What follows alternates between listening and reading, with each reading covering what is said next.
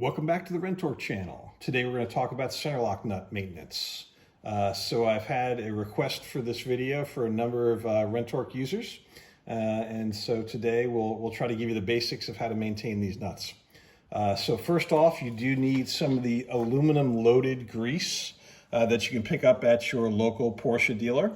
And it's very important to maintain the grease and the lubrication properties on these nuts, as they do see some fairly high temperatures, particularly the track, and they do tend to dry out over time. So today we've got a 991 style nut here for you, but the same concept applies to 997 and 992 nuts as well. So what you need to do to break down these nuts is that you need a nice solid wooden block like this, and you need to knock the nut against the block to drop out the internals of the nut, which is this conical part, and there's also a thrust bearing underneath it. Okay, so we'll see if we can get it here on the first shot for you. So just raise it up and give it a nice knock. Raise it up again, give it a nice knock. There we go. Second time's the charm.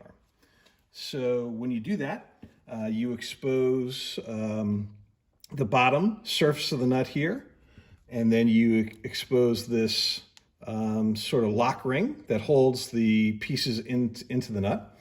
And then you've got the conical part here, which is visible when you're working on the wheels. And then you've got this basic, simple thrust bearing underneath it.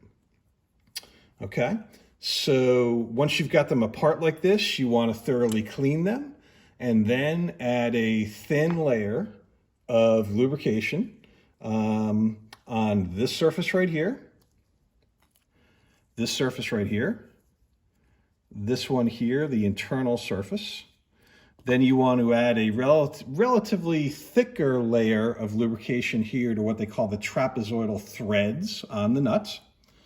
And the instructions specifically say not to lubricate this ring here because it will be lubricated as soon as it comes in contact with this and the base of the nut.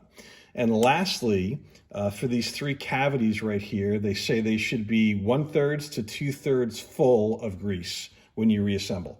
So once you've done all that work, you put it back together like this. You put your ring around the OD of the cone, and then you snap all the components basically back into the nut.